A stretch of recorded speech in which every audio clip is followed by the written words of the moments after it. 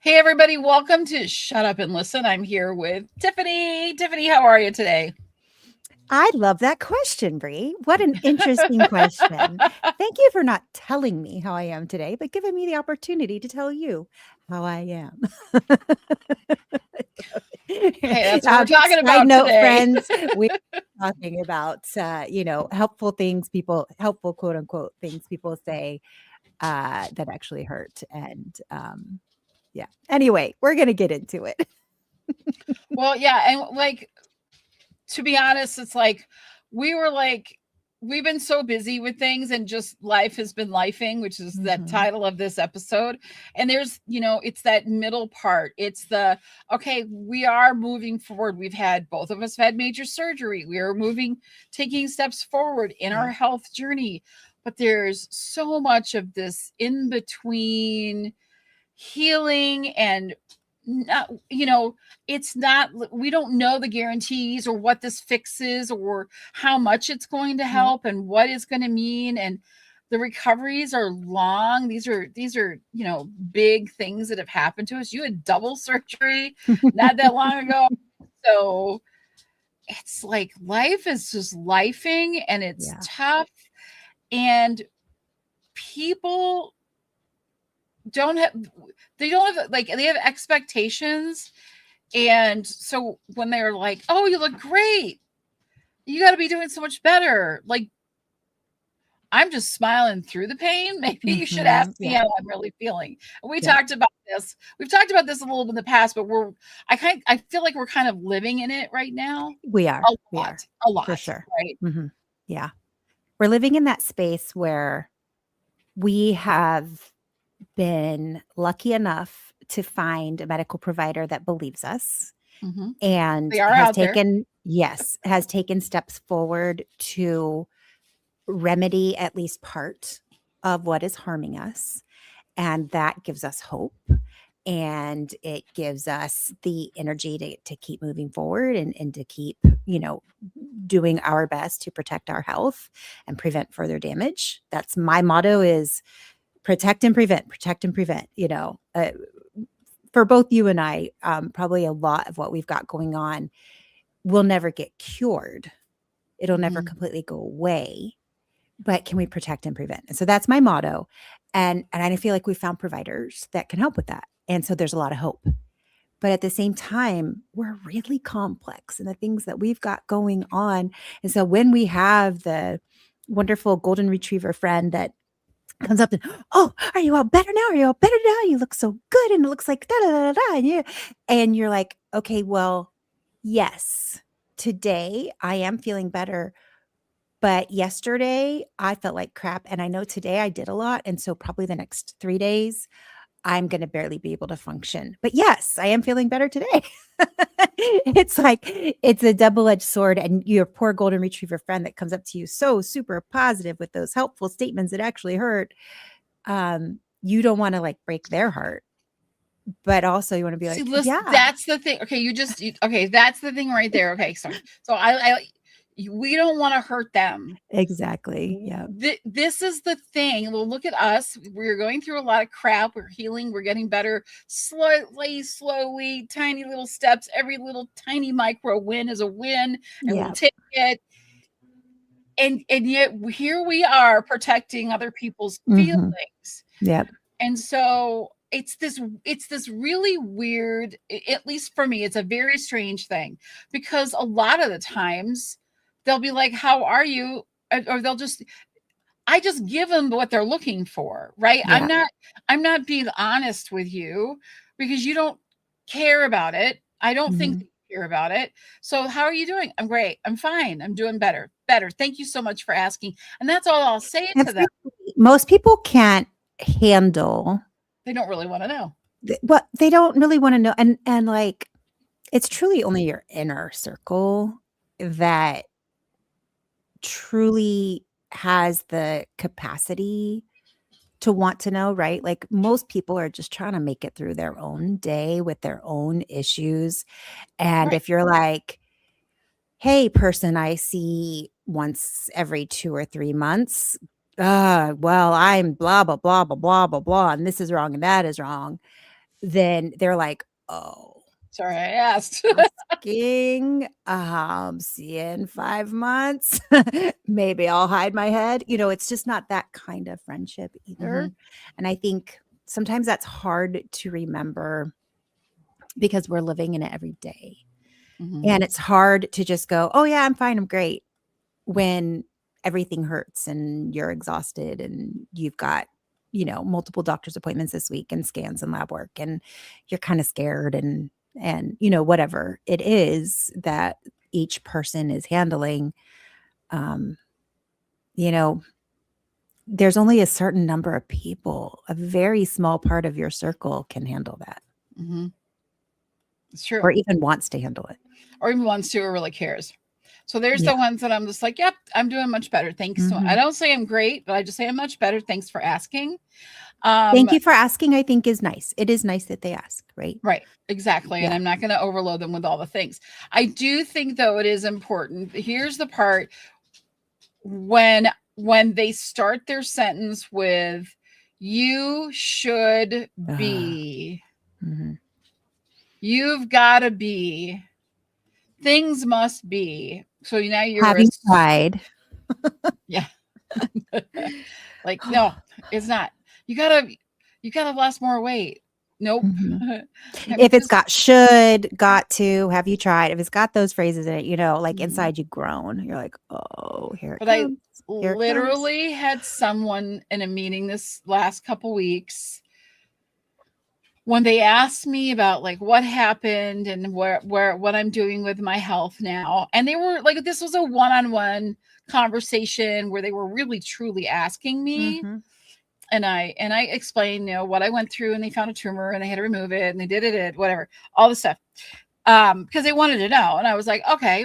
And then this is the priceless reaction while I'm telling her this, female, and then this is what I'm seeing her do. She's just doing this like, well, and she's like, was that really all necessary? I was like, what? Was it really all necessary? Wait, what? Yeah, there are other ways besides surgery to heal What? yourself. What? Yeah, I was like, I don't know what to tell What? you. No. Yeah, it really truly happened. It's a real thing. I've had some really astonishing, jaw-dropping moments with certain people. I'm not going to point them out. They're people that I work with or have conversations with, and that was the my jaw just was like, excuse me. The Um, wellness miracle healing stuff has gone just way too far. it Just is way too way far. freaking too And far. let's be clear that like the the things that people have, and I agree with, I think there are some, I I Elements of I truth. take Sure. elderberry, I take black seed oil when I go out and I am around a gazillion people and I've touched some things and I know I've washed my hands and I'm still really worried about picking something up. I'll take black seed oil. It's Mhm. oil from a cumin, and Let me guess, it it's oil is from a black seed. it's from, yeah, it is black cumin black, yep. So yes, absolutely. Sorry, this had to be a little bit It's of a okay. joke. But I do that because I don't want to let my body get sick. And I know that it'll help, like it immediately boosts my immune system. And I do that, which is great. And it works great if I'm Yeah, keeping myself from getting a cold. sure. But some of those things don't work when there are real serious things that you need to get fixed. Mhm. Whatever they were saying, I had a bicuspid aortic valve. There was no tapping, meditation, Yep, potions, lotions, pills, yep. anything, attitude Yep. adjustments, smiling more that was going to But ever Bree, change it. the body knows how to heal itself. Exactly. Yeah. Exactly. So I think we got to a point where people just think that those are the magic, some Yeah. magic wand. I was watching a TikTok. It's the only magic wand that I want that actually works. Wait, does it vibrate? No, it well, That too. No, no, this one you can buy this one on Amazon. It is a magic wand that you take the handle off and you put your credit card in it, and then you screw the handle back on, and then you tap to pay with your magic wand. And it still takes money out of your account, unfortunately, but it does tap to pay, and it makes it feel like you're a princess and you've got a magic wand. This is the only thing that I really want one, but my kids would probably kill me if I walked out in public with it.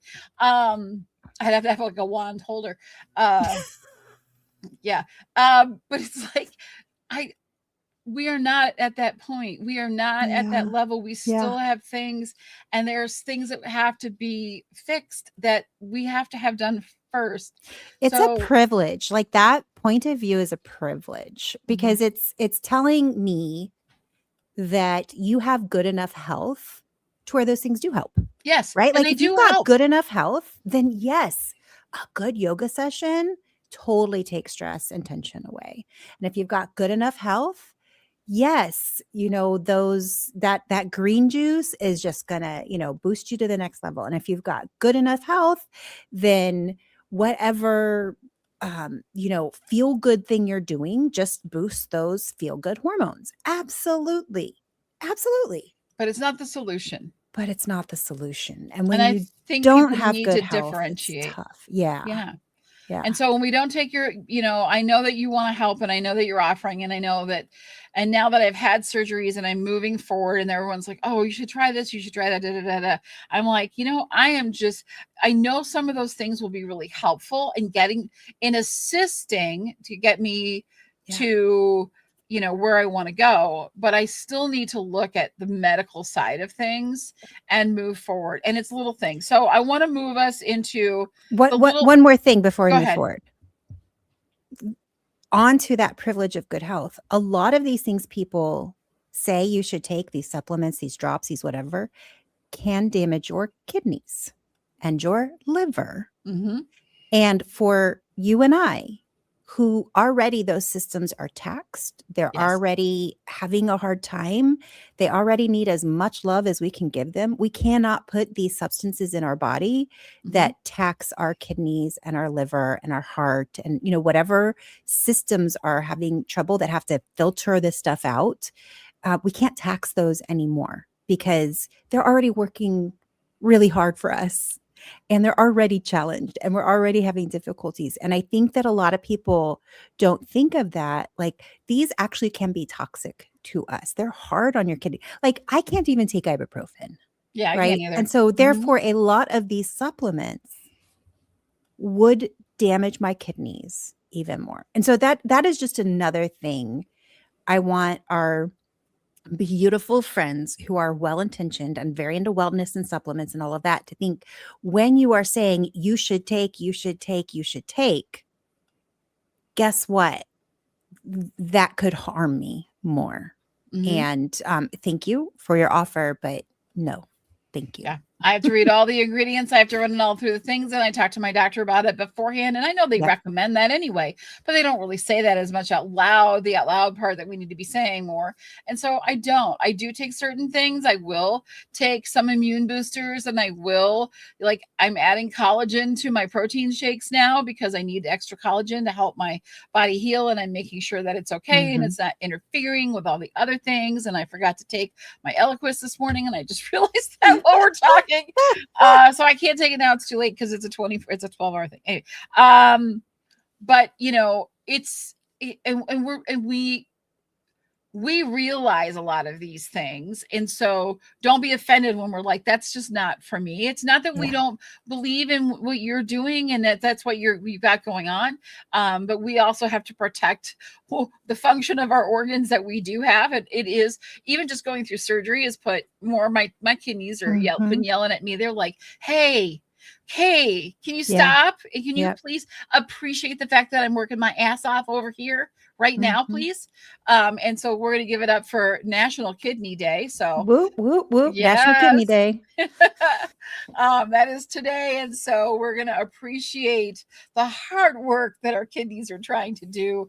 And they need time to recover. So I'm sure if I did my labs, my labs probably aren't as great on my kidneys right now because they just went through surgery and they've had a lot of stress put on them. And all those little tiny things, like they all say, oh, it's just a little bit, but we all know that just a little bit a lot of times is a lot. Yeah. So we have to be really careful. Let's get into our wins, like little tiny wins. So Mm, I had a win. My first win was showers don't wear me out now, which is huge for me. that's Um, huge. yeah, for some reason, even a 10-minute shower would Oh, yeah. literally wear me out. I That don't can know be if so it's exhausting. the heat Yeah. and just I would get out of there and I would be like, I can't even move for 15 minutes. I would Mhm. wrap my bathrobe around me and just sit and be like, Yep. okay, I just gotta let my body rest because that was so intense. Totally get it. Okay. I think a large part of it is the vascular dilation. Yeah. Yeah, Has to be. It's my it's body just was like, mhm, whoa, but it stopped doing that. mhm. So that's a Yay. big step. And then I trimmed all of my toenails yesterday. Now, okay, right? You're like, wow. I feel like this would be a coffee mug and you're drinking. I trimmed my toenail. There's no toenails in this coffee, I promise. But I did. Oh, and can you imagine if it's a coffee mug and then there's like little ceramic toenails like glued to the Oh bottom? my God, that would be amazing. I'm working on merch, so you never know. It could happen. Uh, it was something that I was like, my toenails are getting long and I need to trim them, and no one will trim them for me because none of my people like feet around here. So, and I wouldn't trust my son to do it because he would just be like, "Meh," and I don't know. And I actually trimmed them myself yesterday. It was such a big deal for me because I've had all these surgeries and I had all this water weight. So trimming my toenails was one of the hardest things that I had to do. And I would be like, I got 3 of them today. So yesterday I trimmed all my toenails and That's I huge. gave myself a little pedicure and I was so proud of myself for that. And so it's little itty bitty tiny. Like Yeah, that's like I haven't been able to do that in a really long time. It's like that's been such a huge. struggle for me. So yeah, so that was like, That's huge. so am I getting better? Yes, I'm getting Yeah. that's a micro win for me. And I'm like, it means that So things are good. moving in the right direction. Yeah. But am I better? No, Mhm. I'm still holding on to things, but I'm doing more and getting better. And it's not going to be just snap my fingers and everything will be fixed.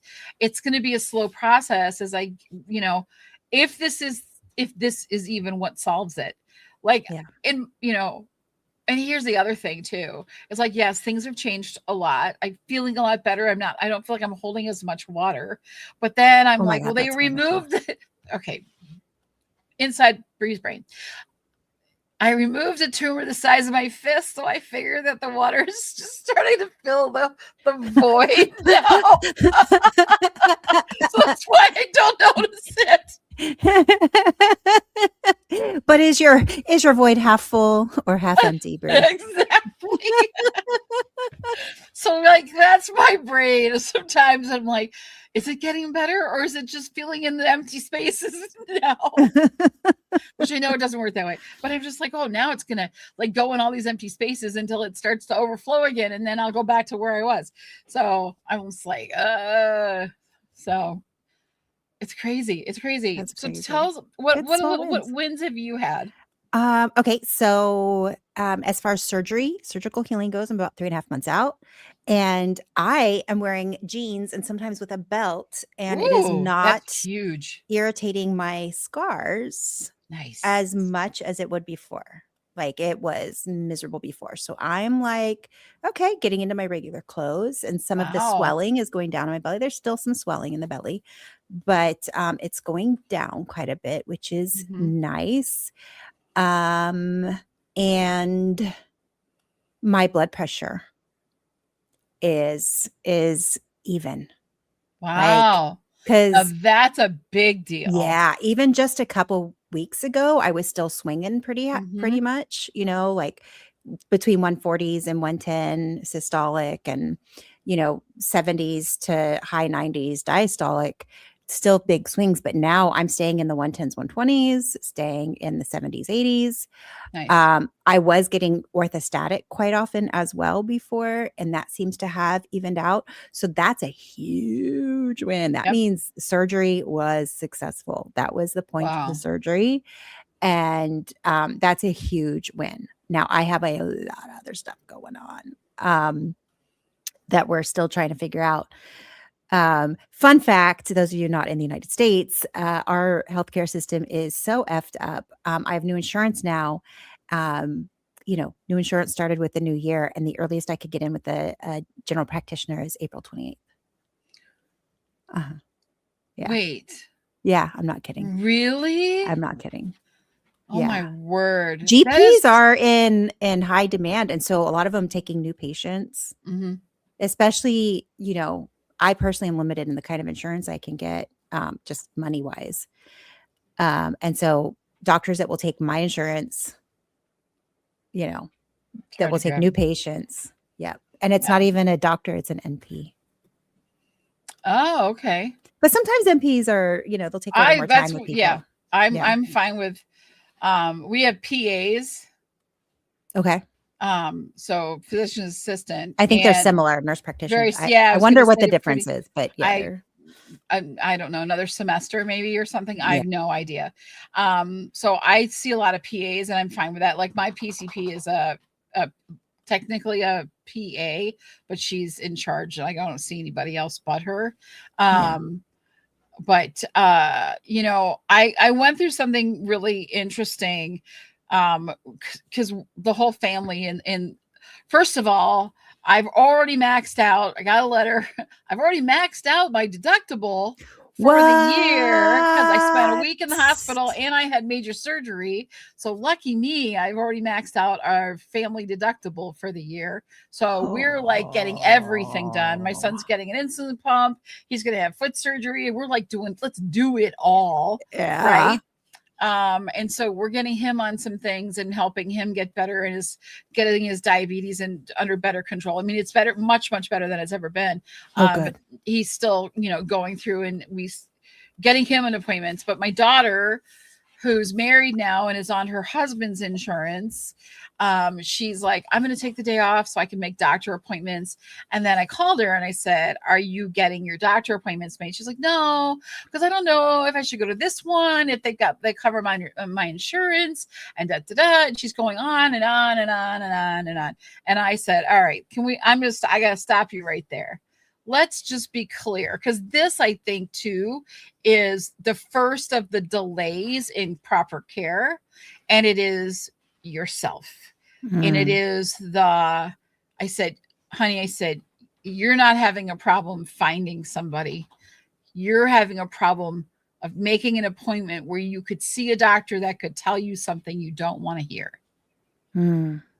So she's really concerned because I have a bicuspid aortic valve, which is hereditary, and she needs to go in and get tested to see if she has the same thing. Now, will it ever mean that she has to have open heart surgery? She may never have to have it. It may never affect her, but it could. And it's something that they can monitor and keep an eye on. Right. So, and she also wants to have kids. And I'm like, all right, well, you should go in. So I think scary. We wait, and when things can be caught early and we can get the right, then we wait so long because we're so scared. It's, she probably has a ton of trauma from watching you go through what you went through. I'm I sure know she when does, my yeah. best friend died of breast cancer at 39 years old. And then my doctor, within a year of my best friend dying, is like, okay, you need to get a mammogram. I didn't. And that is the most stupid thing when your best friend dies of breast cancer, to not go get your mammogram. Like, that is absolutely stupid. And, it took me probably another year to actually go do it. And I was taking myself kicking and screaming. Like, in my head, I was kicking and screaming doing this. And it wasn't, the boob squish thing is annoying and all of that. That's not the scary part. The scary part is what if, and somebody I love just died from this. Exactly. And if I don't know, then it's not real, right? Like there's a little bit of that. If I don't know that it doesn't exist, it's not there. And so probably your daughter's trauma just Mhm. is, it's her brain kicking and screaming, going, I just don't want to know. I just don't want to know. I just don't want to know. Because if I don't know, then I don't have it. Right. And logically, we all know, not knowing doesn't mean it's not there. She knows it too. Mhm. But, there's a part of her that's probably like, what I don't know won't kill me, but yes, it will. And she broke down crying, and she's, Mom, that's exactly what it is. Yeah. Is that I'm just so scared to go in and hear something I don't want to hear. And I'm like, but you know what? You saw me go through it. I've been through a lot, and I got through it. And you're stronger and tougher and younger than me. And you're going to get through it. And I'm going I to love sit there that. and be there with you. Oh, I You love saw that. me go through it. I know you saw it was really hard. It's still really hard. I'm still getting better. I said, but I got through that as a, much older person than you. And you're going to be okay. We're going to go through this together. And whatever they say, we'll figure out, because everything is figure outable. Yeah. That shit's tattooed on the side of my leg. It literally is. I Everything know. is figure outable. And so thank you, Marie Forleo, for that. And so that's the first step, is actually just getting out there and saying, and getting those appointments and finding out, and then never taking the crappy answers, and pushing when you know something is wrong, and pushing until you find someone that finally listens. And then the recovery is, everybody likes things in a tidy little box. And so, and it's never that way. I don't know why this surprises us. And so recovery is not linear. It's not this, we're just cruising around and it's get better and better and better and better. It looks more like this, it's more like a heartbeat, where it's up and down and up and down. And I think that we have to understand this, because I'm telling you, the fatigue, the tiredness that I have had, and it's just been 4 weeks for me now. Yeah. I'm still tired.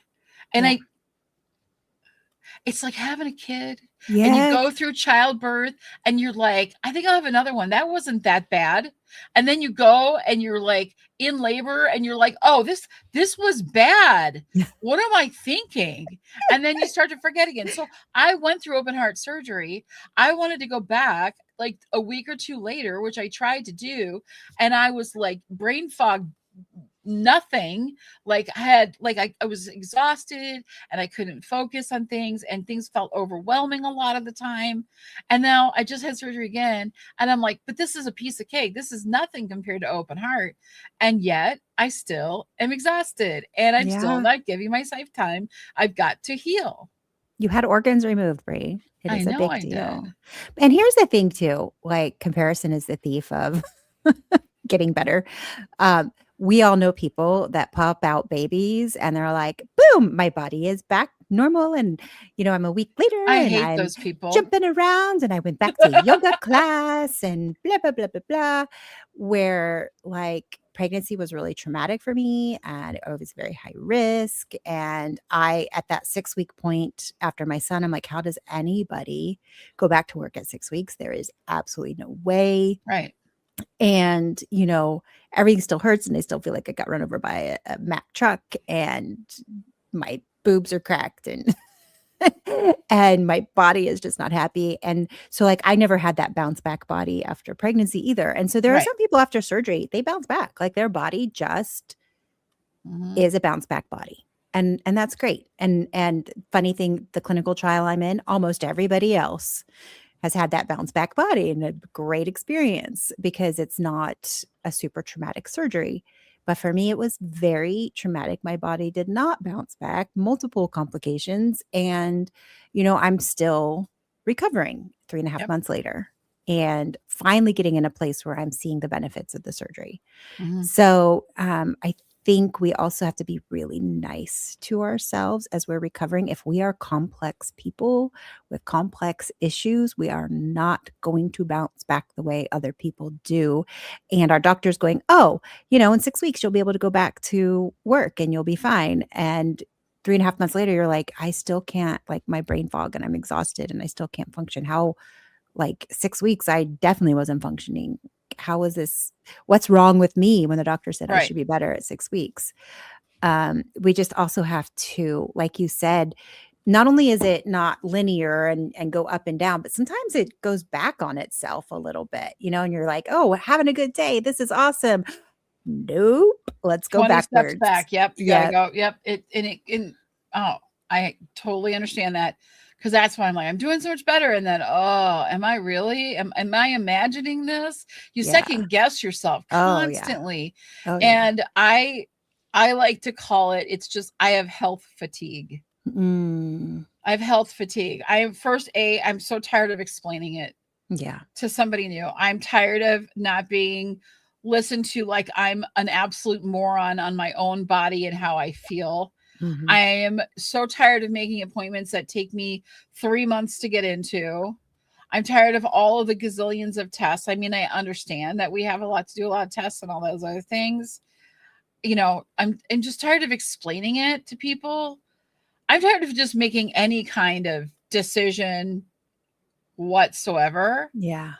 And I just started because and not to be mad at people about it, but they're like, is it helping? Is it working? Are you losing the water weight? And I get it because they're excited for me because they've seen me struggling and they just want the best for me. Yeah. And they're so hopeful. Yeah. But when then I have to answer, I don't know, or it's really too early to tell, to be honest with you. It's way too early to tell. Mhm. Like I said, micro wins seem to help me, but Mhm. there's always that, what if, like, should I have hope? Like, is this going to be it? Or is it just going to be, okay, now what's the next thing I have to figure out? Yeah. And there's this hopelessness sometimes that it's not ever present, but it creeps in on me almost daily, like just a little bit. What do you do? How do you deal with that? Good question. Yeah. I think a big part of it for me has been taking a little bit of an activist, micro activist, right? Like with my little Instagram and my this podcast and and even trying to have a sick sense of humor about it. I think of Rebecca, our dear friend Rebecca, who passed away from cancer. She had this wonderful, dark sense of humor about what she was going through.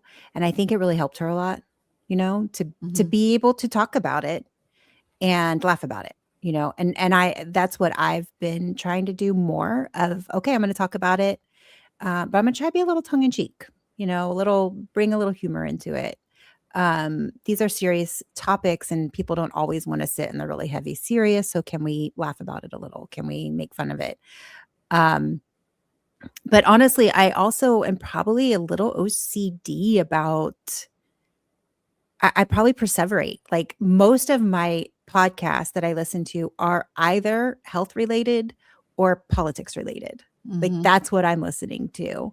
And I'm not really interested in much else. Yeah. And I'm not sure if that's good or not because both of those are very heavy topics. Yeah. But it's what is making me feel most connected, making me feel less alone, making me feel more sane is hearing, Christina Applegate has a podcast. She's got MS with another celebrity that has MS. And they have a podcast. And sometimes their podcast is about health and sometimes it's just them shooting the shit. There's these Australian psychiatrists, I don't know. Anyway, that they both have MS and they do a podcast. And I just love listening to them mainly for their accent, but also they have great information because they also have the mental health perspective and the significant physical health perspective. And then I listen to doctors and I listen to, so anyway, I think those are things that are helping me right now. But I am probably a little obsessed. Like I should probably spend more time on work. I just love researching this health stuff. Like I'm Yeah. more than so I'm probably perseverating in a little OCD on health right now. So I don't know if that's healthy. I hear you. I haven't been listening to a lot of podcasts. My guilt I do my one of my guilty pleasures is I do watch The Pit I wish I don't have religiously. HBO. I need to get it. I am absolutely they've touched on some really incredible topics, really hardcore, in your face, tough stuff with SA and a Mhm. kit and going through with a nurse that is I've seen the shorts. designated. Yeah, Yeah. and that was so powerful. They have another one that's a mom who's got cancer and is dying, and she's just like, I have and I can so relate. Not that I'm at in any way, shape, or form at that position, so I don't know all of it, but I do understand the fact where she's been home hospice with her kids and her husband, and she got to the hospital because she has a death doula and all this other stuff. But Mhm. she's at the hospital, and it's just becoming it's so much. And the part that I understand the most of that situation is she is so tired of making it okay for everyone around her, Yeah. and she just please just let me go is Mhm. kind of where she's at. And she doesn't want to let her kids down, and she doesn't want to let her husband down, but she's tired of always smiling through it all. Yeah. And I so can relate to that portion Yeah. of how we and this goes back and ties us, because I like bows. This ties us back to the beginning of where we started with this, and how when we respond to people, they're like, how are you? Or you're feeling Mhm. better, right? You look so much better. We want to make it better for the people around us. Yeah. And instead of like sharing all the crap and unloading everything, which we don't want to unload all the time. But if Yeah. you're really truly asking, and we'd love to have the support, we instead go, I'm okay. I'm doing better. I'm doing great. Thanks for asking. And Yeah. that is kind of that full circle where we won't always tell you how we're feeling, because it's just easier that way. Yeah. And that's Because it too can be very bad. overwhelming. You can. It Yeah. can. Yeah. So I like to, you know me, I like to tie it up. I like to bring it back to center as we I kind love of that. wrap things up here. But yeah, that's, and that's how I feel a lot of the times. And so if you really want the answer, just ask, how are you really? Mhm. Really. Yeah. How are you really? And then we'll give Mhm. you the answer. And if you don't care, don't ask. Or it could be it very like let's say you're texting a friend and you don't want to pile stuff up on them and whatever. You're texting a sick friend. It can just be, "Hey, I'm thinking of you. Want you to know you're in my thoughts, you're in my heart. Please don't feel like you have to respond. Yeah. Just want you to know I'm thinking of you and I hope you're doing well. If you need something, I am here. But please don't feel like you need to respond." Mhm. I've done that for people that have lost a loved one. I have done that for people that are recovering from, traumatic health event or people that are just in it, just, hey, I'm here for you. I know you're probably having a hard day. Here for you, thinking of you. Don't feel like you have to respond. And sometimes that's a really loving thing to do, It is. you I know? agree. I'm just checking in. Wanted to tell you I'm thinking of you, and I'm holding you in my prayer and in my heart. And don't feel like you have to respond to this. Just know that I had a moment where I wanted to reach out, and that can Yeah. be so powerful. We want to hear your stories, your struggles, and be a support community for you. And if you have questions, or you're looking for help, or you don't have anyone to talk to, and you want to tell us how you really are feeling and doing, up in the corner, I don't know which, is a QR For me, it's over code. there. And for me, it's over there. So there you go. It's there. And join our community. We'll put the links in the chat. Thanks, everybody, for joining us today. Thank you, Tiffany. I love these sessions. We have so Me much fun too. together. And we'll see you guys next time. Bye, everybody.